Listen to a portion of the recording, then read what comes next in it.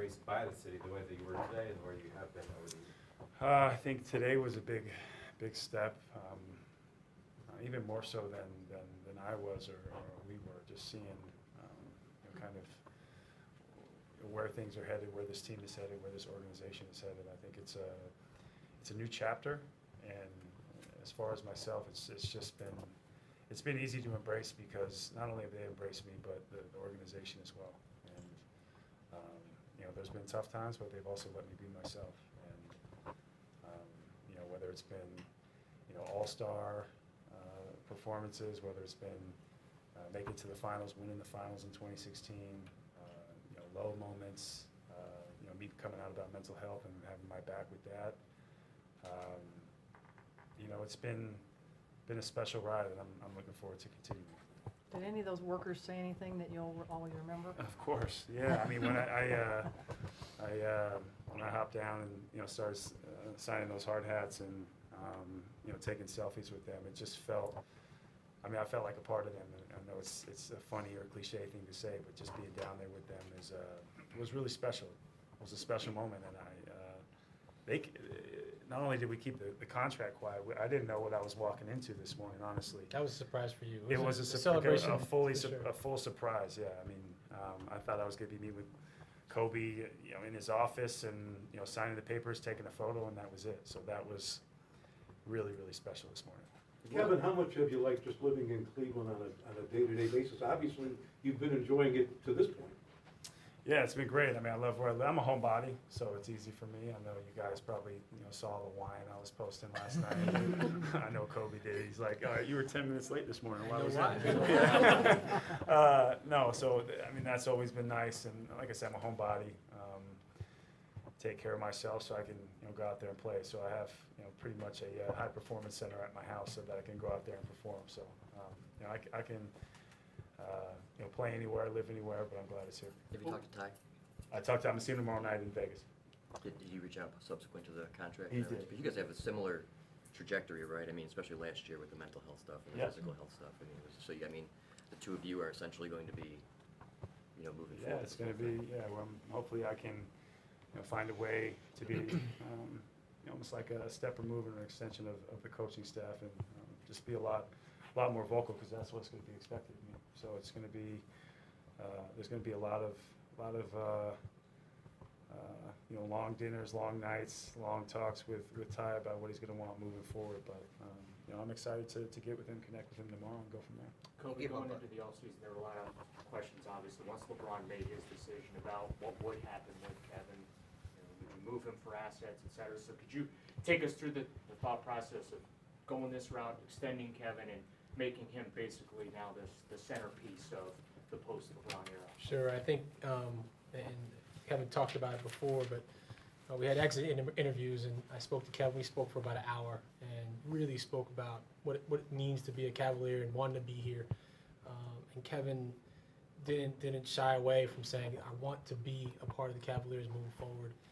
And then a phone call that no one knew about was right after LeBron decided to leave. I called Kevin first. And I said, Kev, I'm not trading you. I want you to be here, and I want you to be a part of this thing. And he was all in then, too. So he's never wavered in his commitment, not once in the 4 years since we've traded for him, and not once this summer. And so to me, that's really, really meaningful. He wants to be a part of this franchise and be the leader. I think he's earned that. Kevin's a truly unique player. He's an elite rebounder that can hit threes at a 40% clip. Was it 41 or 42? Something like that. I was over. That's truly incredible. And we can play through him through the post. We can play through him at the elbows. I mean, he's truly a unique player in this NBA. And I don't know how you get better by moving that. And so when he was willing to commit to us, it was a very, very easy decision to make. And it was collaborative. The second we started to go down that path, and I'm really excited for him and this franchise moving forward. So it wasn't a whole lot of discussion that way. We sort of knew we were going to keep moving forward. Kevin, with this contract, you gave up a little bit of money from what the absolute max was. I think that could help with some flexibility for the franchise as you try to add pieces. Why did you do that? Like you said, for flexibility purposes, I think,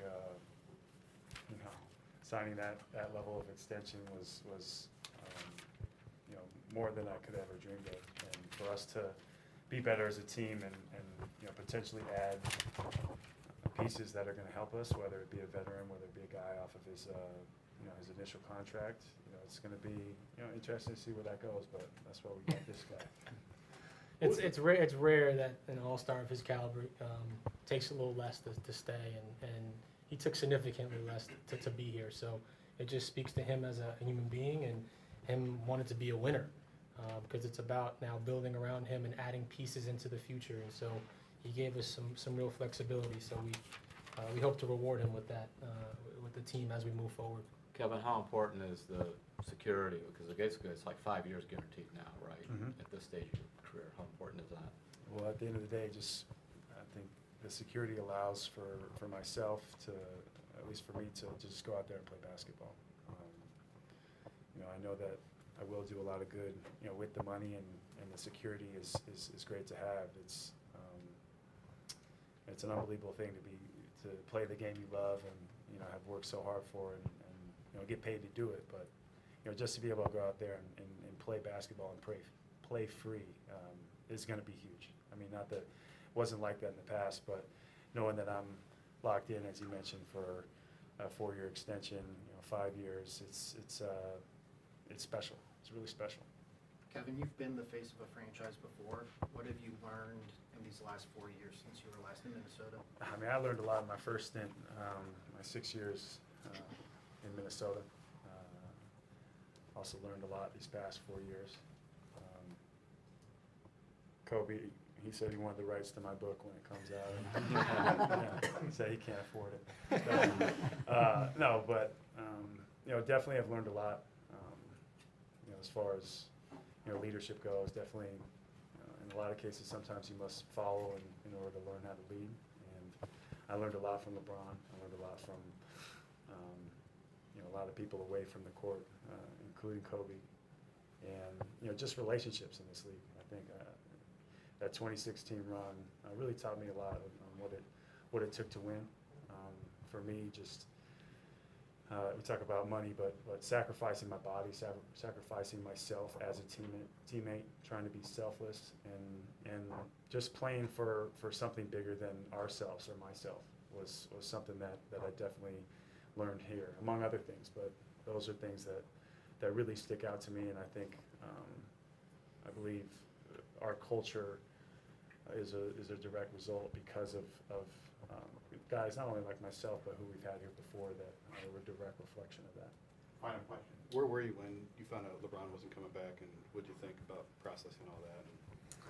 I was in the Hamptons. I was sitting down with a couple of really close friends. I just told this story recently, and I was sitting there in a crowd of people, and I go, huh, okay, well, let me go call Kobe. Or Kobe actually ended up calling me, and made a couple calls and thought, okay, we need to figure some things out. But here we go. Let's build this thing. All right. Thank you.